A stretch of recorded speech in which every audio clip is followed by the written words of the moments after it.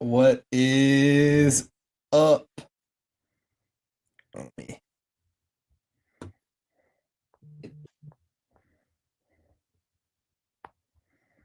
What's up, people? Some people get in here real quick first. So, all right, guys, welcome back to another episode of the Playbook Podcast. This is episode who knows? I don't know. We've done a lot of episodes at this point, so I actually don't know what episode we're on anymore. We have done a bunch of episodes. Yeah, we have a lost count too, to be honest. Yeah, I don't know where we're at on there, but all right, here we go. Alrighty, guys, welcome back to another episode. Feeling a lot better this week. I'm actually gonna be able to host. I made Trey do it last week because throat was killing me. I'm still not 100%, but definitely better than I was last week. So we are here, regular scheduled on Monday, which is great. A couple Monday Night Football games going. One's going on right now. That's Seahawks and the Texans, and then one that wrapped up a little bit ago, Lions Bucks. We got a little bit of NFL to talk. We got a little bit of college football to talk. We also have. I'm just gonna fair warning to everybody. Trey will probably rage bait me pretty successfully today. We've Yeah, already been talking a little bit before, but we're gonna talk a little bit of baseball. Talk about the Dodgers, and talk about the playoff bracket as a whole. It's Game 7 of the champion of the ALCS right now, and let me see what the score is actually before we get going here. The Blue Jays are up 4-3. Whew! What a great series that has been. I'm actually going to pull that up here. I'm going to have that on the side, and never. They just won. Wow. Wow, what a comeback. They looked dead in the water after those first two games. They came back. It's going to be Blue Jays Dodgers in the World Series. That's hilarious. I literally just looked that up. Dodgers gonna win it all, bro. Yeah, we're going to talk about that. We're going to talk about the Dodgers. Going to talk about Shohei Ohtani and what he put on in game 4 of the NLCS and the impact that has on all of sports and where it ranks amongst the best of all-time sports performances. Let me see this here. I'm watching this last strikeout here of this game. I got to see this. Wow. Crazy. Congratulations to the Blue Jays. That's pretty sick. All right, Blue Jays. We got Blue Jays, Dodgers in the World Series. But anyways, we're going to get to that here in a little bit. But alrighty, guys, we're going to jump right in here. We had a couple of games, Monday night games. We're going to talk about the one that's wrapped up. The Lions went head-to-head with the Buccaneers. Lions looked pretty much in control the entire game. They won 24-9. The only points, major points coming for the Bucks was a touchdown in the third quarter, and outside of that, it really didn't have much going. Baker threw his first pick of the year, and Jahmyr Gibbs went crazy. Yeah, he did. 17 carries, 136 yards, and a touchdown. He also added 82 yards receiving on 3 catches. What were your thoughts on this game? I mean, do you think that this was the Lions proving that they are still that contender in the NFC and we shouldn't be sleeping on them? Well, I think it's the best. I think this is probably the best team in the NFC. In my opinion, I think they're bigger. In my opinion, they're better than the Eagles. That fraud team that won a lucky throw, by the way, by Jalen Hurts on Sunday. But we'll get to that later. I think what stood out in this game too is their defense. They get bigger, little trouble this time. A lot of 4-man rush and a lot of good coverages on defense side of the ball. And I know, and Baker's still going, and I think Baker's played a heck of a season so far. But it ain't really in Baker's fault. It's just that this team is much better. Jahmyr Gibbs look like freaking Barry Sanders out there. Like literally, look like Emmitt Smith, Barry Sanders. like Denny and Thompson, like all together at once. And he was running all over the field. Like, I mean, Jamel Gibbs had 136 yards and 2 touchdowns. They were feeding the rock to him. Jared Goff had carry too, but he didn't really do much on offense. He just gave the Jameer Gibbs, you know. Mhm. I mean, this team is just dominant in the NFC. I mean, this is no match. I mean, I feel bad for Baker played he didn't play bad, but he played okay. Yeah, it wasn't his best game, that's right. Yeah, it wasn't because usually around like it gets hot later on Mhm. in the game, and he goes like Tom Brady is and comes back and wins. But I don't know, man. It's shocked to see how it was part of his rookie season so far, but as early in the season still, I do think that Detroit Lions are the best team in the NFC. I think the NFC is wide open right now because Philadelphia is the same team like it was last season. The Cowboys are up and down. The Cowboys have good defense. The Buccaneers show that they're up and down lately. Um, the Chicago Bears are coming up now. Washington's hurt. Um, I think the Vikings had a stretch to do something, but they didn't do anything much. So the NFC is wide open, but I think, in my opinion, this is probably the best team in the NFC. So it's no contest for the Buccaneers. Mhm. Yeah, no, I agree. I think the Bucks injuries kind of caught up to them a bit. Yeah, Baker wasn't great. 66 passer rating, only 4 yards per attempt. He threw the ball 50 times, only completed 28 of them for 228 yards. Definitely not his best game, but still, if just looking at the score here, uh, looking at the box score and things like that, Jameer Gibbs just went crazy, and there's not much that you could do about that. So, but yeah, no, I do agree. I think the Lions are the best team in an open NFC. I don't think that the NFC is there's not a definitive number one team in the NFC, in my opinion. I do think that I would agree that the Lions are better than the Eagles. But we'll talk about the Eagles here in a little bit. So let's move over here to the Steelers Bengals game. This was quite the barn burner of a Thursday night football game. yeah. This was a really good one. The Bengals pulled it out 33-31. Aaron Rodgers went for 4 touchdowns, 249 yards. Joe Flacco, the unk. This was the unk off, a battle of the unks. Joe Flacco on his fifth day in the city. He goes 31 for 47, 342 yards, 3 touchdowns, and he targeted Jamar Chase 23 times. Dude, that's Um, crazy. I'm not saying that's a bad thing.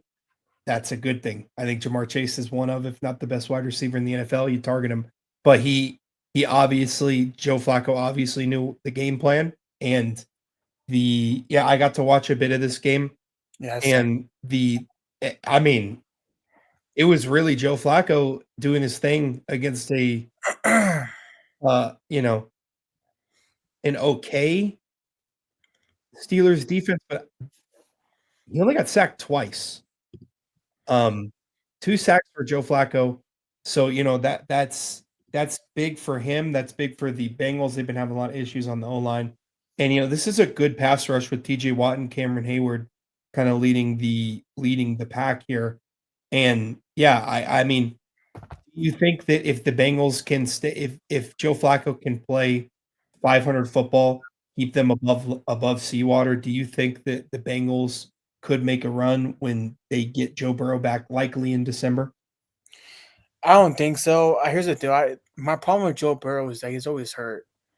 He's never. I mean, last season was the only time he actually started a full 17 games, 18 weeks, and he didn't even make the playoffs last season. So I think with Joe Flacco though, it's kind of questioning about Cleveland's organization a little bit because Joe Flacco played his same team he's playing on right now 2 weeks ago, and he didn't play that good in the Yeah, first week of the game. But you give him a legit number one receiver course, they can easily he can show it shows what he did with the Bengals. It's kind of like back in 2013 when he was on the Ravens side of the ball, and he had two number one receivers on his team and good defense, and then he showed up and won a Super Bowl. So yeah. I don't know. I don't think Joe Burrow's coming back. I think he's done for the season, in my opinion. But 23 targets on the offense for Jamar Chase, bro, it's pretty crazy. I never seen Jamar Chase play that good all season. Yeah, he definitely showed up. Yeah. Yeah. So, I mean, man, this is I don't know, man. Bro, look like freaking who knows what. That guy came out of nowhere. Yeah. Yeah, no, Joe Flacco's played really well. I like his experience for this team. I do think that they might try to get Joe Burrow back. I mean, I think Joe Burrow could be back. I mean, they were thinking December, um, late December, and I think if it really depends on if the Bengals look like they're live for the playoffs, I think Joe Burrow will try to come and play.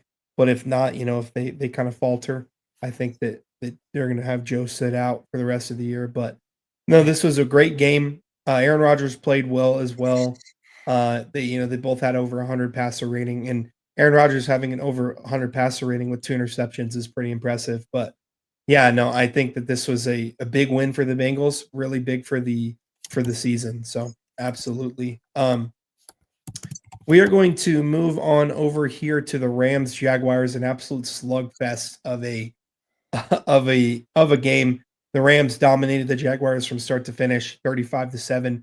Those 7 points for the Jags coming in kind of garbage time. Travis Hunter catching a garbage time touchdown in the fourth quarter. But I mean, the Puka Nacua-less Rams look like that offense can still hum even without their number one wide receiver. And Matthew Stafford went for 5 touchdowns, only 182 passing yards, but 5 touchdowns. Because at some point in the game, they really were playing complementary football, as in, running the ball, making sure they're not turning it over, not doing anything to shoot themselves in the foot after they developed that really big lead. I mean, in the third quarter, it was 21-0, and then the Rams scored another 14 in the fourth quarter. But I mean, Devontae Adams was great without Puka Nacua. I know his yards weren't crazy, only had 35 yards, but he had 3 touchdowns in the red zone. Kind of an even distribution of yards for this team here. And on for the rushing, Kyron Williams and Blake Corum both got 12 carries. It was just a domination. It really is just a domination, in my opinion. And it was good to see Travis Hunter actually play pretty well on the offensive side of the ball. He had 8 receptions for 101 yards and a touchdown. But like I said, a touchdown kind of came in garbage time. But do you think that the Rams kind of proved that they are one of the top teams in the NFC by beating a good defense, a good Jaguars team without Puka Nacua? Yeah, I think Matthew Stafford is really elite of a quarterback. I think he's the best probably in overall the best quarterback in the NFC behind I think right now it's between him and Dak right now, but in total I think it's Matthew Stafford. I mean, Devontae Adams has stepped up a lot this season. It shows a lot that he can play without a 40-year-old man who was put in a bad spot in New York. And also, by the way, last time Aaron Rodgers, back to that, before we get to this game real quick, the last time Aaron Rodgers had 4 touchdown game was in 2020. Mm-hmm. September 13th, 2020 against the Vikings. That was a year when he went up against Tom Brady and lost to the NFC Championship game. Mm-hmm. But anyways, back to this game now. I think this defense is really stacked on the Rams. I know people are questioning about after Aaron Donald left that they will fall off the cliff, but they got some good draft. They got some. Jared versus a stud. Yeah, he is. Yeah, they have good defense too. Mm-hmm. It's not. I know it's weird without Aaron Donald and people like that, but this defense is back. I think this defense can contend it with the Super Bowl. Mm-hmm. Yeah. I mean, Trevor Lawrence hasn't played bad this season. He's played pretty good. He's been decent, and the Jags' defense has been good all year. Yeah. So Yeah. So I mean, Trevor Lawrence didn't have a bad game, but he's gonna get. The defense was all over them. So yeah, for sure. So I mean, yeah, I think the Rams. I think the clear-cut best teams in the NFC are the Rams, the Eagles, the Lions, and the Cowboys. Anyways, so the Rams, the Eagles, the Lions, and the Cowboys. But what's up? Did I say something? Did I say something wrong? Cowboys are what? What do you mean by the Cowboys? No, I said that I was talking about the best teams in the NFC: the Rams, the Oh, Lions, the Eagles, and the and Cowboys. the Cowboys. We're gonna talk about the Cowboys here in a little bit, but no, but yeah, we're gonna move on here. Let's go over to the AFC and a domination. Kansas City Chiefs dropping 31 on the Raiders, holding them to 3 first downs. Not 3 points. They had 3 first downs, 30 offensive plays, 3.2 yards per play, 3 first downs. Okay, I'm 3. gonna say it right now. This team's gonna win it all this year. I believe it. I think this team is the best team in the NFL. Here's the deal, okay? I was to Colin Cowherd on the herd today. Okay, I'll have a lot of love for Colin Cowherd. He's and me, in my mind, the best radio sports talk host ever. So here's the deal. Colin Cowherd made a point that this team reminds them of 2018-19 Chiefs. Yeah, it does. Because that team was putting up like right now they're averaging 30 points a game now. That's crazy. I haven't seen them. They said I haven't seen them do this stuff since that Super Bowl run they had back in 2018, 2019. Because a couple years ago, against the Eagles, they averaged 29 points per game.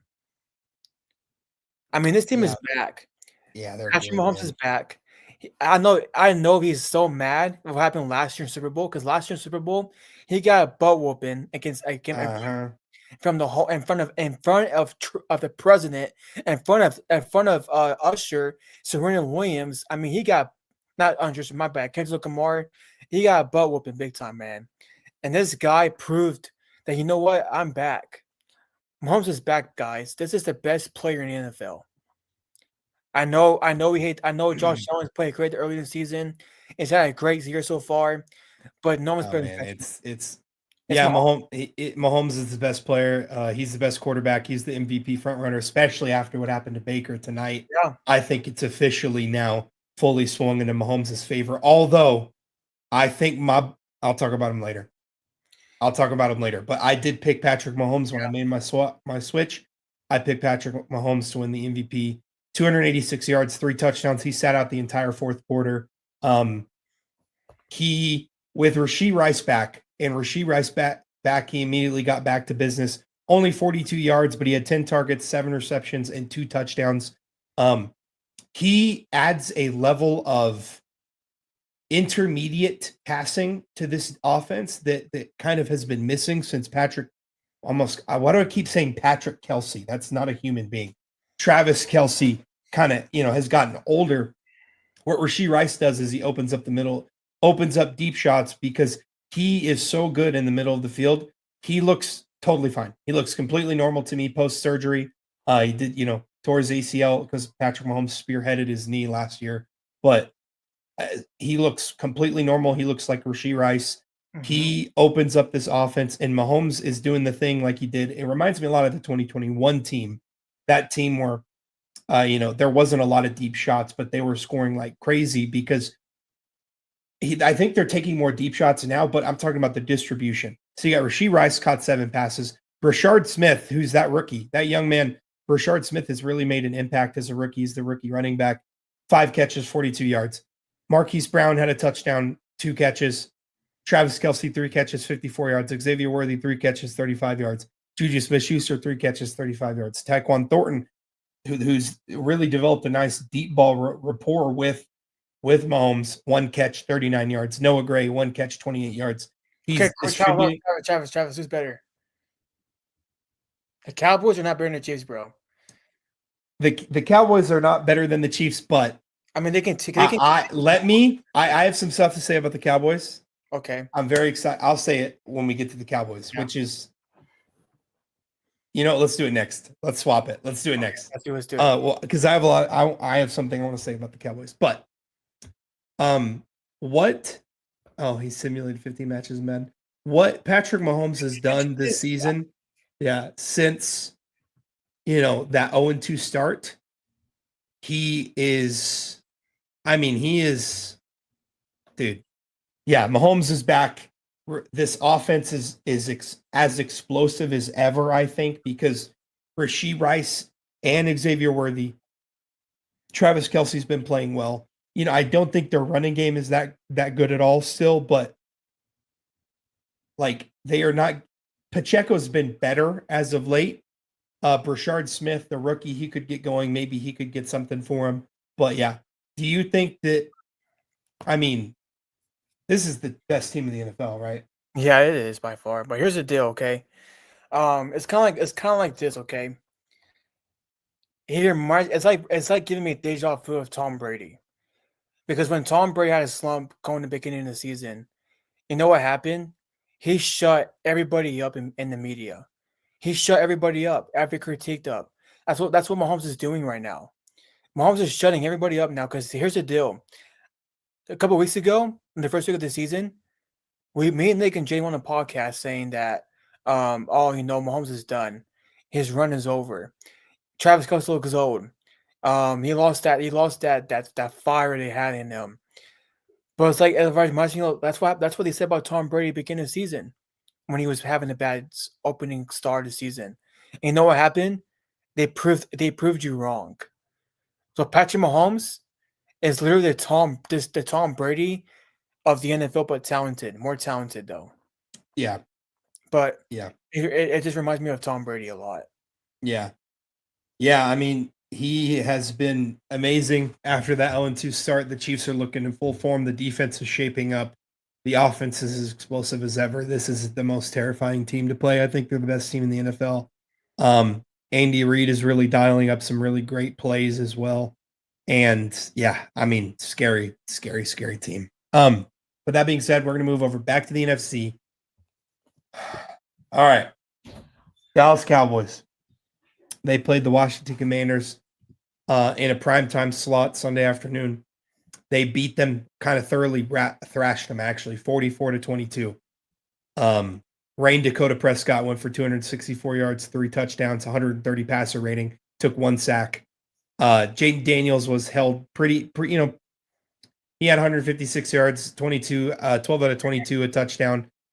But yeah, he did go out, and it was with an injury, and Marcus Mariota came in and threw a pick 6 to Deron Bland, who finally, I think Deron Bland had a great game. But we're going to go through this here. The run defense for the Cowboys kind of played pretty decent. They held Ja'Cory Krosky-Merritt, the starting running back for the Commanders, to 33 yards on 13 carries. That's 2.5 rushes, 2.5 yards per carry, which is pretty good for that defense. Javonte Williams, he bounced back after a poor showing last week against the Jets. He bounced back 19 carries, 116 yards. I'm sorry, against the Panthers, not the Jets. 19 carries, 116 yards, and a touchdown. CeeDee Lamb's first game back, he looked like CeeDee Lamb. He is definitely him. CeeDee Lamb looked as good as ever, in my opinion. It doesn't look like the ankle's bothering him. I do think that Dak kind of wasn't trying to feed him. Matt Bin Laden. Wow. Okay. I don't think Dak was trying to feed him. Let him get kind of the feel for the game. He did hit him on a long 74-yard touchdown. George Pickens made a fantastic catch as well, went for 82 yards. So I'm gonna let you talk. Okay, I'm gonna give you a stat real quick, Nick. I'm gonna give you a stat. Okay. This is from Adam Scheffler. Dak Prescott is now still at least 3 touchdowns without interception in 4 consecutive games. Carter quarterbacks that join that list: Russell Wilson in 2015, Drew Brees in 2019, Aaron Rodgers 2014, Peyton Manning in 2013 and 14, and Tom Brady in 2007. Plus, top of that, I saw this report too. He's on track of having touchdowns right now. How many? He's on track. He's on track right now, having 50 touchdowns. Golly. Okay. As a deal, I think his offense. This is the most explosive offense I've seen in a long time in the Cowboys. I think this is the best I've seen Cowboys offense I've seen, because I think of Dak's rookie year, but it wasn't Dak. Okay, I have a lot I want to say about Dak, but the combination of CeeDee Lamb and George Pickens is one of, in my opinion, if not the best wide receiver duo in the league. I I agree. think the only one that is as good or on that level is Jamar Chase, T. Higgins. I think there's one conversation, and it's between those two teams. It's Jamar Chase, T. Higgins, or George Pickens, CeeDee Lamb. Because Pickens showed when he's wide receiver one, he puts up numbers. When CD was hurt, he was putting up numbers. And he's shown now that he can play a complementary role. And that pass that Dak threw him, that 44-yard pass, it made Tom Brady scream. It made Tom Brady was calling the game. He screamed. He said that looked like a 44-yard handoff. That's coming from the GOAT, whose whole thing was ball placement. Placement and accuracy. Yep. What Dak Prescott has been doing this year is nothing short of remarkable. He is him. He is him. And unfortunately, the fact that this team with that defense is 3-3-1, goofy odd freaking tie, but whatever. The fact that this team with this defense has 3 wins. Dak, if it weren't for Patrick Mahomes, and if it weren't for the Cowboys, if the Cowboys had a defense and this team was 5-2, Dak would be the front runner for MVP, even over Mahomes right now. I'm gonna show you his number: 1,881 yards that second, 16 touchdown passes that second, 3 interceptions, 81 QBR that's first. He's doing this with missing his number one receiver for most of the year. Okay, most of the year, CeeDee Lamb's been hurt. Yep. Dak's control over the offense right now, and his defense sold him last week, by the way. It was not his fault they lost to the Panthers. What he's been doing this year is nothing short of spectacular. He's been the best quarterback in the NFC. Yeah. He just has been. He's been the best quarterback in the NFC. Tom Brady was glazing him. Tom Brady was glazing this guy. It sounded like Chris Collinsworth to Patrick Mahomes. And Tony Romo to Josh Allen and Patrick Mahomes. This was genuinely what it sounded like. Yeah. Tom Brady. No, Dak's been spectacular. I'm very, very sad that this Cowboys team doesn't have a defense, because I think this is the best version of Dak I've ever seen.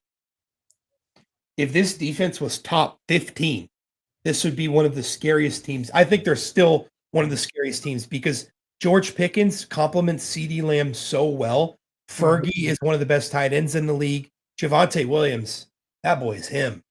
Javonte Williams is him. When he threw to Pickens, he was screaming, "Oh!" And that wasn't okay. Look at this. Ready? This is PFF rankings. Are you ready? Yeah, let me see. The Cowboys' offense is ranked 4th, and their defense is ranked 32nd. That is crazy, dude. You know how many teams are in the NFL? 32. 32. If this defense was middle of the pack, mediocre, this team would probably be 5-2, maybe 6-1. I agree. Yeah, I'm not going to scream and how Tom Brady screamed, but he was literally screaming. It was crazy. But no, I think, and here's what I wanted to say. I think the only person that can make a run for the MVP over Mahomes is Dak Prescott. Yeah, I think that's it. I agree. Yeah, I agree with you about that. I think Dak Prescott has played great so far. It's so weird that in football we appreciate generation like players now, like unlike NBA, which is weird for me in my reason, because you have Tom Brady, who has the biggest ego ever in the NFL, who, in my opinion, the greatest of all time, and he's my top 5 favorite athlete of all time. But it's just so weird to me about that. But it's a subject for another day. Yeah. Dak Prescott has proved me wrong, and I thank God for that we didn't lose him. I know last year I was criticizing of him a couple years ago too when he lost to the Packers. It's just this guy's a hard schedule, and the easiest schedule, and he's overcooking Jalen Daniels, who we were high on. I was glazing. He's definitely dealing with an injury still, I was glazing. But here's the deal, though. I don't want to hear excuse for Jalen without his 2 number 1 receivers. I've seen Josh Allen play good without a true number one receiver the first week in the season. I've seen Mahomes last week and play without Rasheed Rice as true number one receiver, and Dalton can. And I saw Dak Prescott for 4 weeks straight didn't play without CeeDee Lamb, And he was balling. and he was cooking, bro. He cooked the Packers on Sunday Night Football with Micah Parsons on their side of the team, by the way. And that defense that time of the day was second in the NFL, by the way, a couple weeks ago. Yeah. So Yeah. I don't want to hear that nonsense. I love Jaden Daniels. He's a great guy. I love him too. I think he's great, but he's not better than Dak Prescott right now. He's not. Yeah. Oh, so yeah, like Travis said, there are some injured players that are coming back. Overshown, I think, hopefully, I just don't know because his injury was so gruesome and rough. I hope he's still somewhat the same guy, because if he is, you're getting back a pass rusher who can make a difference. That's what they've really been missing, is a pass rusher. Their pass rushers on the Packers. I don't know why he's over there. I think he's on loan or something. But if Overshown is the same guy, or at least close, getting him back is, I mean, so huge for this defense, because they really have been missing. They've really been missing that. They've been missing that pass rush since Micah's been gone. But yeah, if you look here, you have if we look at their injury report, and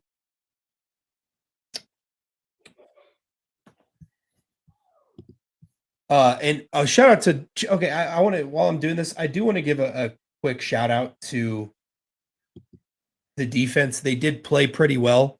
I know that they were missing a lot. Commanders are missing a lot of guys, but for me, I mean, that's the lowest point total they've held anyone to all year, is 22. So Deron Bland played really well, even when Jaden Daniels was in before, he got that pick six.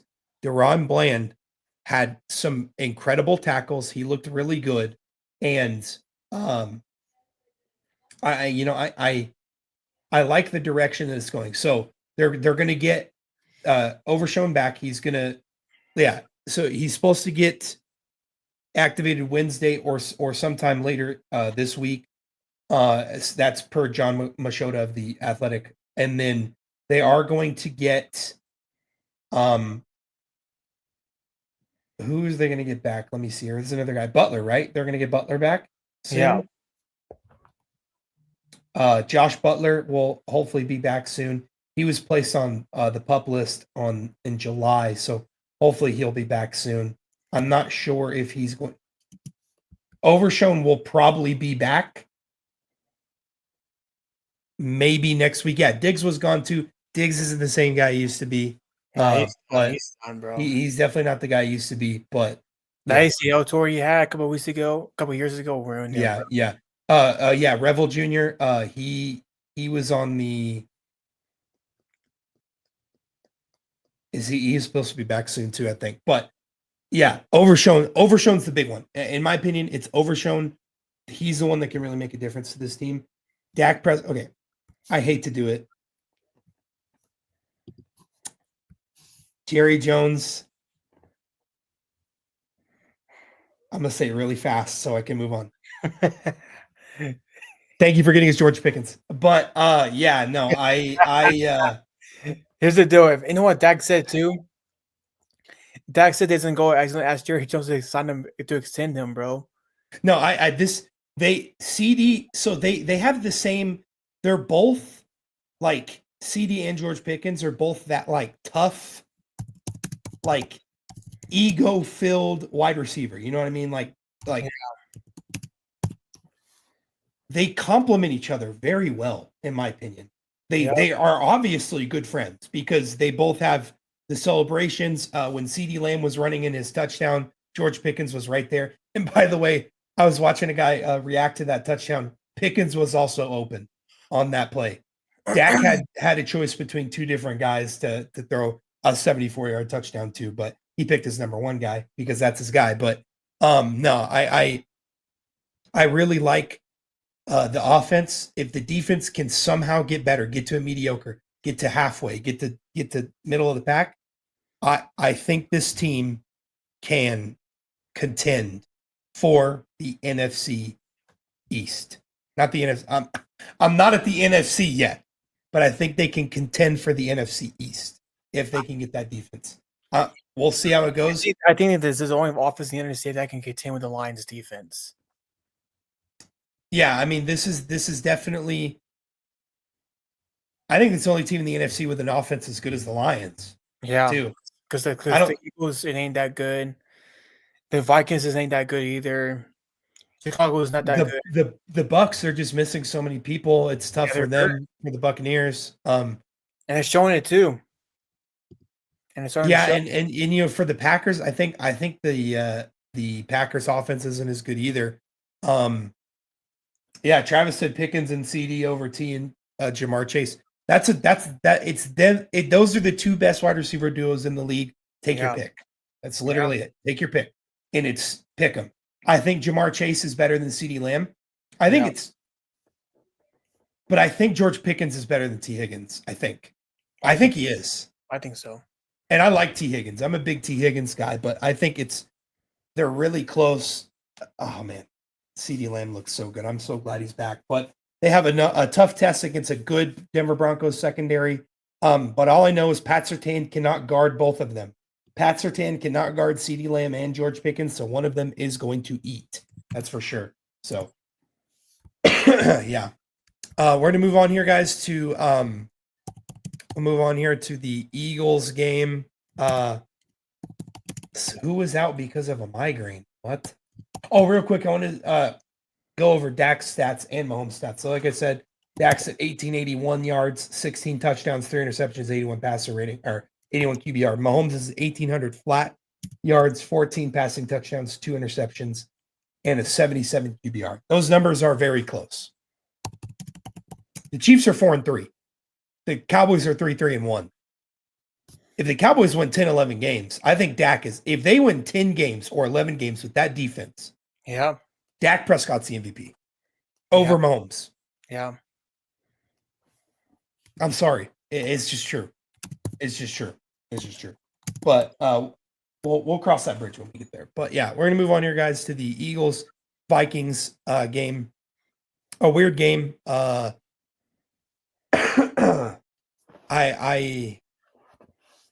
This game was weird. So let's just break down the box score here. Jalen Hurts had actually a good game. 326 yards. Can't believe I'm saying that. 3 touchdowns, 158 passer rating, which is a perfect passer rating. He had a perfect passer rating. And then Carson Wentz went for 313 yards and 2 interceptions. Not great. Definitely not great.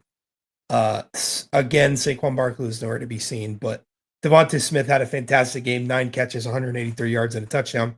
A.J. Brown, 121 yards and 2 touchdowns. I mean, I don't know. What? Okay. I'm not apologizing to Jalen Hurts, but here's the deal. Okay. I saw his interview at the end of the game to Pamela Olivia. And here's the deal. I still mean what I said about Jalen Hurts. I think he's overrated as a quarterback. Number one, why would Brian Flores freaking do some goofy? They were down they were like had a 3rd and 14, something like that. And you know what happens? They did Jalen Hurts threw a lucky pass. And whoever was covering AJ Brown's on was probably they did a blitz. I get why they did that. Okay. But that's AJ Brown over there.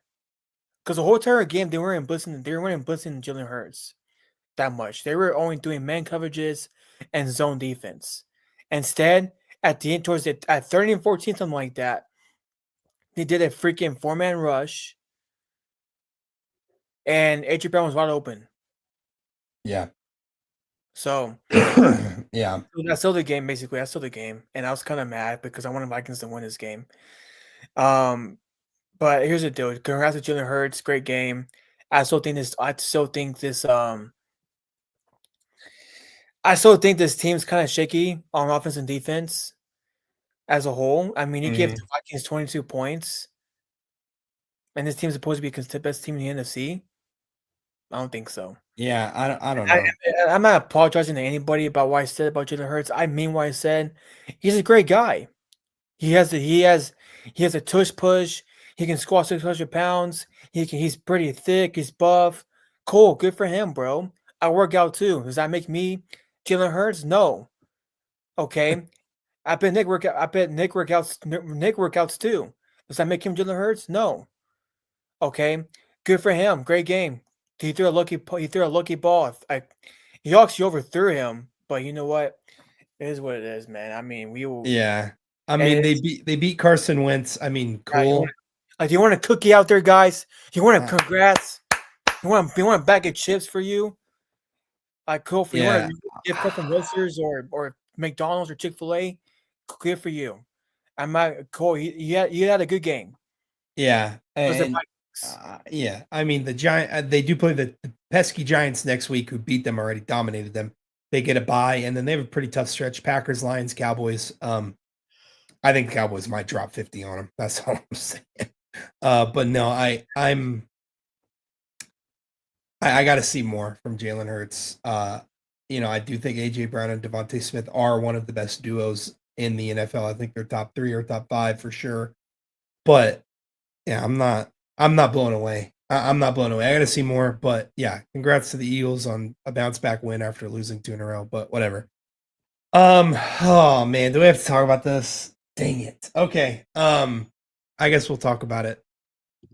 What's up?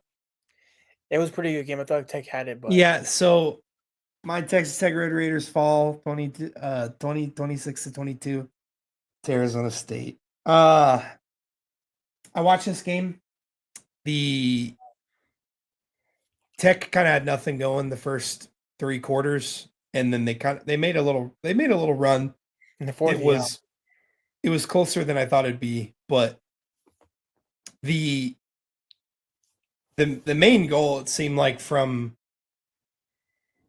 Arizona State was stopping Cameron Dickey, and when they got out to the lead, that kind of forced the Tech to not run the ball as much as they probably wanted to. Will Hammond made the start, backup QB. Congrats to Arizona State. I think they're a good team. I did have Tech losing 1 game this year, but I think to make the playoffs, they have to win out and obviously win the Big 12, but I think they should win out. There's no more room for error. I really want to see how there were some really bad calls on there was a offsides that was not called in a very pivotal part of the game. That there was a flag thrown and then picked up. There's a wide receiver standing in the neutral zone, but that's neither here nor there. Big 12 officiating sucks, but whatever. BYU is ranked 11. That's another tough game coming up, but it's at home in the Jones. That's going to be tough for BYU. But Tech can right the ship this week against Oklahoma State. I think they should drop 60 on them. Just get back into the rhythm, get back in the groove, and drop 60 on Oklahoma State. But no, I'm still high on the Red Raiders this year. I think they can make the playoffs still, but there's no more room for error. I do think that Tech fans, unfortunately, across the nation and Lubbock, we deserve this loss, unfortunately, because all week I was reading a bunch of Tech fans saying we don't belong in the Big 12. This is a poverty conference, and we should be in the SEC. We haven't won a single Big 12 championship yet. So let's like win the Big 12 before we say that kind of stuff. And it came back to bite us, and we lost to the Big 12, the reigning Big 12 champ. So I mean, we can't turn into Texas fans, guys, just because we have one good year. We have one good year. It does not mean you can turn into Texas fans and we can think we're the elite of the elite. We have to earn that status, and it starts by winning the Big 12, by having a good year. That's how we start. So let's save all the talk, the pomp and circumstance. Let's save all the SEC talk and Big 10 talk for when we actually are a powerhouse. You know what I mean? Yeah. So I do think we deserve this loss as a fan base. Hopefully we're more humbled going in for the rest of the year. I think the fan base as a whole should be humbled. We should all feel like, we are lucky to even have a team this good in the first place. So we shouldn't be saying crazy stuff like we belong in the SEC and the Big 12 is a poverty conference. Let's chill with that. Let's let this team play their game, and let's see if they can make it to the playoffs. So yeah. I think if y'all had Morton, though, I think Tech would have made a push. Yeah, it definitely would have been a better game with Morton. It seemed like Mac Leftwich, who's the offensive coordinator, did not open up the playbook till the fourth quarter for Will Hammond. Yeah, Not sure why, but hopefully going forward, there were some questionable play call decisions from him, like a QB draw on 3rd and 6, or I'm sorry, on 4th and 6, which might have been the worst call I've ever seen in my life, but that's neither here nor there. I think that Joey McGuire and the staff can turn it around. I think the players can turn around, and they have a really bad Oklahoma State team to beat up on to feel better about themselves on Saturday. So, yeah. I mean, either way, if this ain't the Texas year to win, go compete, then y'all have. Well, yeah, there's going to be more. There's going to be more years to compete and build and stuff, but I think Tech should try their hardest to win the Big 12 this year. That's my goal. Playoff, and if you win the Big 12, you're in the playoffs. Okay, so but winning the Big 12 is the most important for me because we cannot talk crap until we win the Big 12. We can't. Yeah. As a fan base, we can't. You got to win the Big 12. We got to win the Big 12. Got to win the Big 12. BYU looks really good. They dominated Utah in the Holy War, but I gots to, man. Gots to. Let's go over to the other Texas team real quick. Texas, in a thrilling game. I'm a liar. This game sucked. Texas won 16-13 against Kentucky. Texas is so bad. Dude. Archie Manning had a donut, bro. He had 0 touchdowns, 0 interceptions, bro. He had 132 yards. This is a Jalen Hurts stat line, by the way. A 59 rating. This team sucks. Texas is so bad. They're so bad. I think Sark is a terrible offensive coordinator. He's calling plays. He's the one that's calling the plays. By the way, I don't know if you knew that. Oh, I know. Yeah. And he's a terrible play caller. And I think this team is overrated as heck. Yeah, okay. No. I'm sorry. Losing to Kentucky, like losing Arizona State, like, okay, they're the Big 12 reigning defending champs. Sam Levitt's going to be a quarterback in the NFL, at least a backup. They just lost to Texas was in overtime going band for band with Cutter Boley. With Kentucky is a basketball school. Yep. Yeah. I know I just said we can't talk crap, but I can talk crap about Texas and Texas A&M. I reserve the right to talk crap to no matter what, 24/7. Texas looked awful this game. Here's the deal with Texas fans, though. Texas fans have this like a fantastic start, but they always say that, oh, we're going to win it all this year, man. This is our year. They say that every year. They said that with Vince Young, with Cole McCoy. And now with Archie Manning. They said that last year with Quinn Ewers. Texas fans are way worse. Texas fans remind me a lot of Steph Curry fans. Yeah. They're annoying because here's the deal. They can't hold him accountable when they lose. Yeah. They make excuses up. Oh, it's Sark's fault. It's pointing fingers at everyone else, but the whole team sucks. They suck. They're 22nd and ranked. And in my opinion, Alabama's coming back. And here's the deal. They ain't gonna do jack in the playoffs. Even Texas does make it. Well, I don't think Texas. There's no way Texas makes the playoffs. And I'm going to tell you, they're going to lose to Texas A&M. Yeah, they will. And I think Vanderbilt's going to beat Texas too. By the way, Vanderbilt's pretty good. For team. Yeah, they just won a big game. But they play A&M, right? They do, right? I'm pretty sure they do. Let me see. Yeah, they do. Okay, they play Vanderbilt, Georgia, and Texas A&M. Dude, that's 3 losses. That's 3 losses. I'm sorry, they're not beating. If they beat any of those teams, I would be thoroughly impressed. Yeah. Because I think Vanderbilt's very good. Georgia's obviously very good. And the ugly Aggies are unfortunately pretty good as well. So I don't think Texas can make it. If they win out, there might be a chance, but there's no way they're going to win out. They're going to have 3 losses, at least. Probably 4. And my guess is 5. So I agree. Yeah. Moving over to another SEC team real quickly here. Alabama throttles Tennessee 37-20. Trey, they're back. It's time to apologize. It's time to apologize to Kalen DeBoer. Here's the deal. I think Caleb DeBoer has done a heck of a good job now. I think Saban called him. I think Saban called him, bro. Saban called him, bro. So here's the deal. I was really worried about Alabama because here's the deal. Oh man. I'm a big fan of Nick Saban, guys. I think Saban's my favorite coach of all time. It's him and Yeah. Belichick. Okay. I was really worried about Alabama. But the Tennessee team that was pretty good this season too. It's done pretty Mhm. good so far. Yeah, Tennessee's been good this year. But they're back, dude. I think they're back. I think this might be the best team in the SEC now. I Because think the thing you might be right. I think they're better than A&M. yeah, I think they're better. I think A&M is better. They're better than A&M. Georgia lost it. I think Georgia lost it out to Tennessee, if I remember correctly. Or did Georgia beat them? Let me see here. Georgia, I think Georgia has one loss, right? They only lost to Alabama. Oh, that's right. They did lose to Alabama. Okay. Mhm. I thought they lost to. I know they played Tennessee a couple of weeks ago. I think they beat Tennessee. They beat Tennessee 44 to 41. Very close game. But Georgia's looked shaky all year. They look a little shaky, but they find a way to win though. Mm. So I think Bama's the best team in the SEC, and the SEC is a powerhouse, guys. And Yeah, I think the SEC is very top heavy this year. There's a lot of so the thing is, you look at A&M. Here's A&M's wins: UTSA, USU, overrated Notre Dame team. They beat them by 1. They barely beat Auburn 16 to 10. Beat Mississippi State. Beat Florida. Beat Arkansas barely 45 to 42. Arkansas is the worst team in the country probably.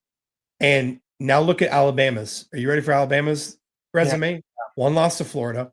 yeah, They beat ULM, beat Wisconsin. Then they beat 4 ranked opponents in a row: Georgia, Vanderbilt, Missouri, Tennessee. man, 4 in a row. that's crazy, dude. 4 in a row. I mean, that's really impressive. I think even with a loss, the Alabama has a much better resume than the Aggies. The Aggies' only ranked win is against Notre Dame. Okay. Notre Dame. I think Notre Dame's not as good as, their record says, but they do play LSU, they play Missouri, and they play Texas. So we'll see how that goes. But I think you're right. I think Alabama's the best team in the SEC. I really do. Yeah. Yeah. Now, So real quick before we go to Texas Tech Tortilla thing, I'm gonna do WT recap football real quick for go ahead. us out there. So WT this past weekend played a rivalry game, the Wagon Wheel game. WT hasn't beaten this team Eastern New Mexico in 10 years, and since 2015, and they won Saturday night, a big win. They're 4-1 at LSD conference. They're doing good so far. This is probably the best record since the early 2000s. I can say that's what the records say. Story of the night though is that my friend Jamel Acosta Lewis and Aaron Acosta Lewis played against each other, different teams, but same field. So WT Buffs are 4-1 in the conference. But Yeah, there you go. There you go. Yeah, hopping over to college football again. So the Big 12 has banned the tortilla throw. Here's the deal. Okay. Does it suck? Yeah, it sucks. The Big 12, it seems like a lot of times have a little bit of a bias against Texas Tech, which I get, whatever, that's fine. Guys, it might not be fair. It might not be what we want, but we have to suck it up. And we have to quit talking about it. Okay, because it wasn't an issue 20 years ago. It's an issue now. I get it. It sucks. It's annoying. The Big 12 is annoying. The Big 12, they're all annoying. Join the ACC. There will not be an ACC team in Texas. What are you talking about? That is horrible. A West Texas ACC team? Good Lord. That'd be terrible, dude. Yeah, no. I think the Big Ten. No, listen. This is going to just be for a little bit. When Texas Tech hopefully gets to the point that I think they can get to, which is run the conference. If they by 2031, when the reconferencing happens again, if Texas Tech can be the team I think they can be in these next couple of years, the Big 12 will be forced to give it back to us, or we will leave, because I think hopefully we will be the big dogs of the conference. and the Big 12 doesn't want to lose more big dogs. You know what I mean? They already lost A&M, they lost Oklahoma, they lost Texas. I think they're going to try to keep at least some of their big dogs. So just, what you do as a program, put our heads down, get a bunch of wins, win the Big 12, get to the playoffs. Let's just prove them wrong. You know what I mean? Let's just listen to it. Let's abide by the rules and win football games. That's what we should do. Yeah. Let's not throw tortillas on the field, and let's let our football team win a bunch of football games. Yeah, I You think know what I mean? I think they're gonna do it when they make the playoffs too. I already know it. Our fan base doesn't care. Well, yeah, they're definitely going to do it probably once at least, but we got shirt. yeah, I don't know why it is such a big deal after all these years, but that's neither here nor there. We're a big boy school. We got to be a big boy school. We can't be crybabies. We can't be losers. In life, you don't get what you want most of the time. Yeah. You know what I mean? So we're gonna have to suck it up, not throw our tortillas, and let our football team kick some tail. Okay. So Yeah, I mean, it is what it is, man. it is what it is. That's what it is. It I is what think it is. I think it's stupid too because they've been doing it since. I mean, I remember going as a kid, and I was 7 years old, and they were throwing tortillas still on the field. But you know what? It's weird, bro. It's so weird. It's weird. Yeah. Well, Kansas. Oh, don't get me started on that. I don't want. We got to get going here. But Yeah. So. I bet people were complaining about that. Yeah. It was. Other teams were. Yeah, and then also Arizona State fans, after they storm the field after beating us, can harass and attack our players. But that kid died.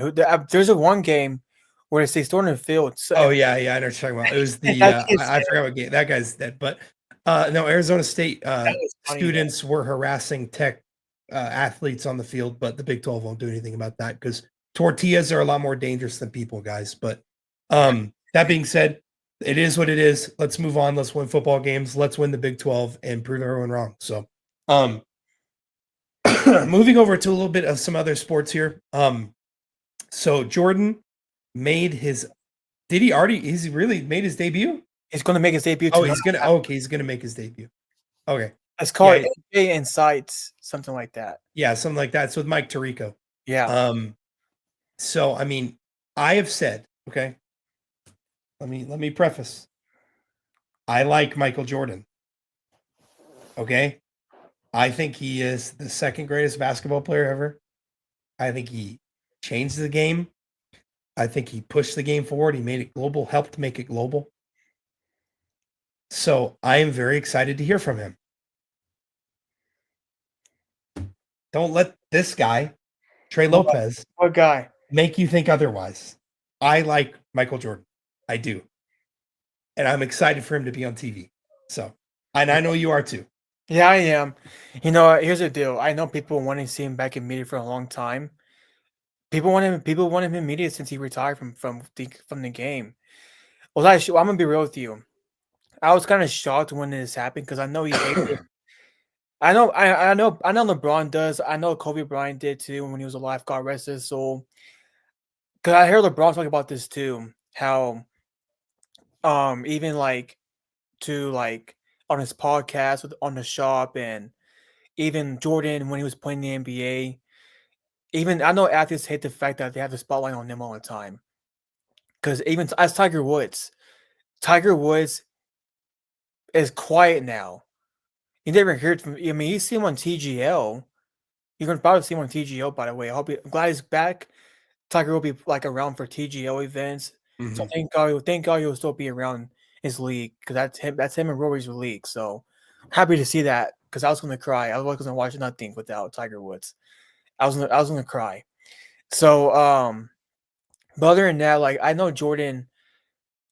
You know, Jordan with in his prime and when he was playing, even in Washington, it kind of burns you out a lot because he was doing Make a Wish Foundation. He was with a Make a Wish kid who was sick and terminally ill. He also had to do a pregame show with either Marv Albert or Marv Shaw or Bob Costas or Pat Riley. I know he had to do Sports Center a lot. And talk to the press, go perform, Mhm. get touched by people. I mean, security guard was all over the guy. Like security was all over Jordan in his prime. I was shocked personally when I saw him. Like, oh my god, he's going back in media.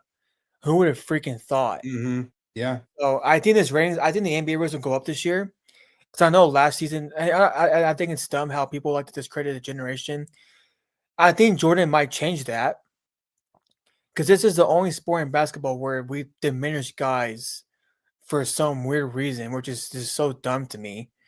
Uh. Like Tom Brady plays in it, he's the GOAT of the NFL, Mm.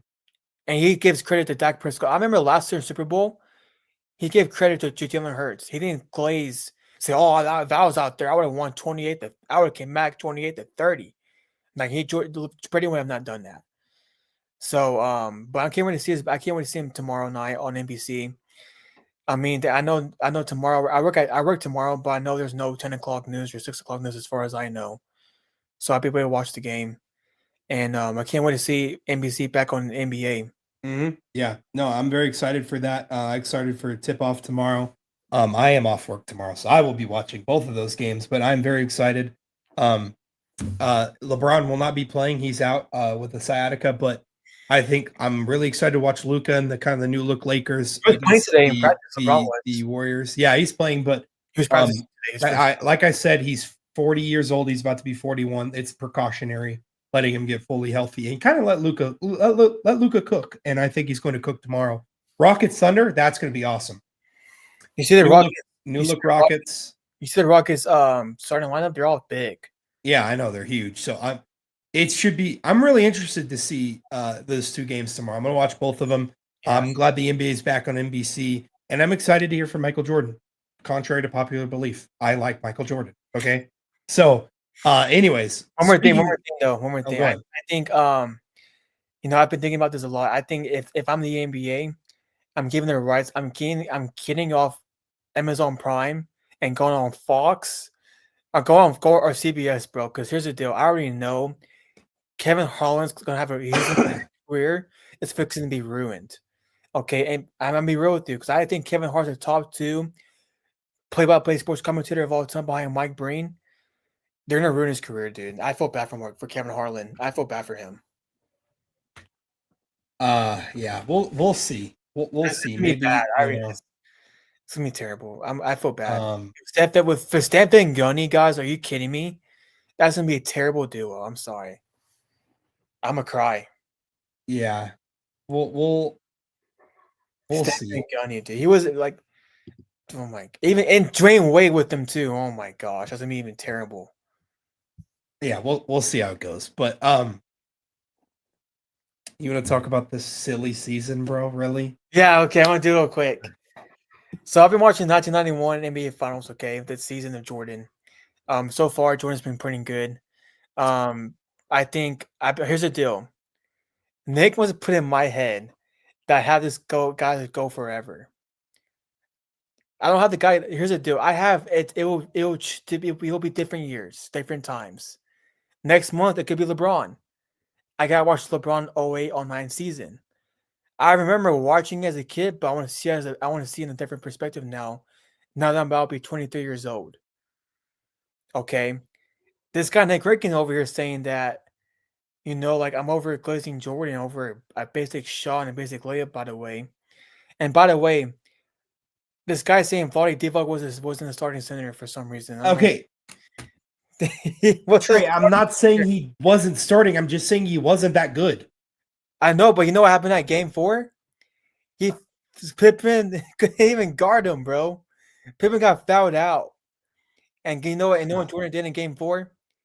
He clutched up and came back.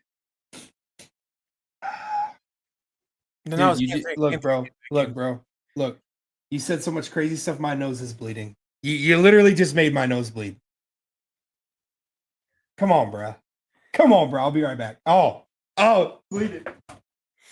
Okay, yeah. While he's there, I'm gonna break down the season now. Okay. So Jordan has played great so far in 1991 season. Here's the deal, okay? It's the same game today, but today's more skilled. but the same defensive schemes. Yeah, they didn't double team back then, but they did double team though. So there's that guy on TikTok saying that we're done with the 90s. They were trapping Jordan, bro. In the Bad Boy Pistons games, and by the way, they swept Isaiah Thomas, by the way. Lambeer and Dennis Rodman, when it came to the top of the key, they had to trap Jordan. They had to trap him. They had to trap him. So that whole double team scheme that they went double team back then, they did. Nick likes to give like 4-second clips of the 90s and post it on YouTube. So yeah. And but other than that, I think Jordan's, and by the way, another thing too I gotta address. So Magic Johnson was 31 years old. According to Google, he was second in MVP voting behind Jordan. It was Jordan, and then it was Magic, and it was Clyde. Okay. Lakers, according to Google, was third in the conference, in the Western Conference. Magic was 31 years old. He was 31. And Jordan was like literally giving Magic trouble in game 1 and 2 to the point where Jordan was picking up half court. Literally picking him up half court. And he gave Magic trouble. He gave Magic Johnson trouble, guys. That's what he did. So this whole narrative that Scottie Pippen had to switch on Magic, that's baloney. The only time he guarded Magic was when Jordan was on the bench. That was the only time. And in game 3, for the majority of the game, Jordan guarded Pippen. Not Jordan guarded Magic. Magic guarding him only when Jordan was resting. On top of that, Worthy was cooking Scottie Pippen, and Jordan had to switch on Worthy because Scottie couldn't guard James Worthy for some reason.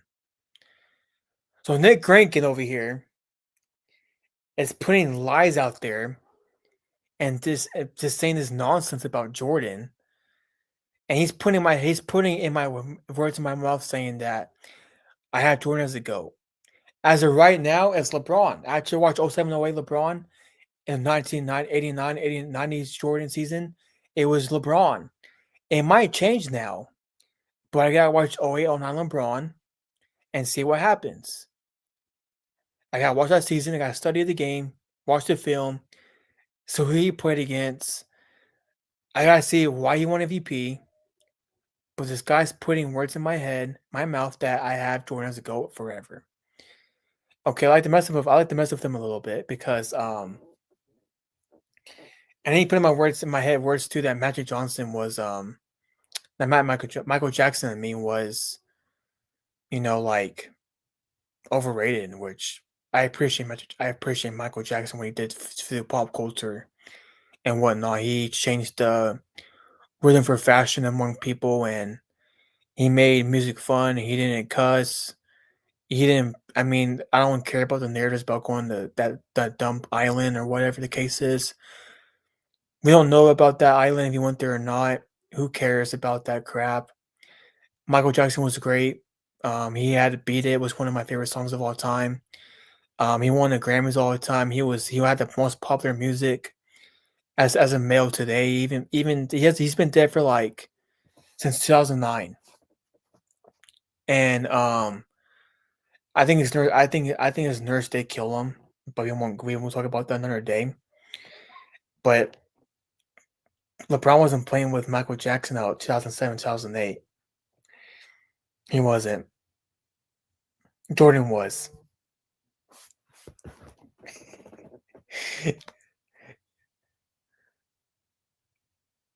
So yeah.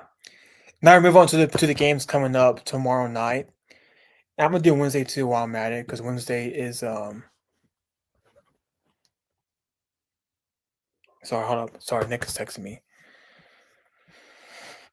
Um so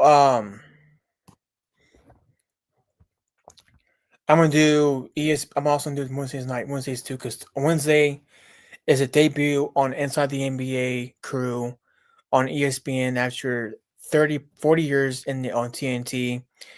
Thank God I hit the show because here's the deal: people would have crashed out if they didn't watch Shaq, Ernie, Chuck, and Kenny the Jet Smith. So tomorrow night we have Rockets versus Thunder. The Rockets have size. The Thunder though are the reigning defending champions. So the Thunder added good pieces to keep the same people as last year. SGA is a baller, of course. SGA is he likes in my opinion is a free throw merchant. But last year the Thunder made 44.6 field goals last season and averaged 26.9 assists. They were first in the conference. So yeah, Houston on the other side though. Houston added Kevin Durant. So this is starting line for Kevin Durant for the Rockets, by the way. The Rockets starting lineup for tomorrow night. I saw it earlier. Let's see. Rockets starting lineup.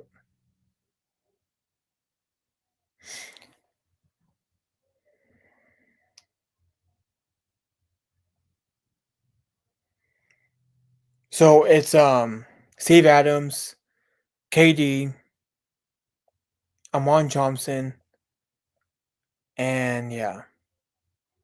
And they're all 6'11", 7 feet, by the way. 6'10". So it's gonna be a great game tomorrow night. I know Fred VanVleet's out for the season for ACL, and also Dorian Finney-Smith is out too tomorrow night. But yeah, it's gonna be some good basketball coming up. I'm excited for basketball season. Basketball is my favorite sport. I love football, but basketball has, for me though, first sport I watched growing up with as a kid was basketball. I grew up. It was Kobe Bryant who I grew up watching as a kid, and first person I watched him in sports was Kobe Bryant.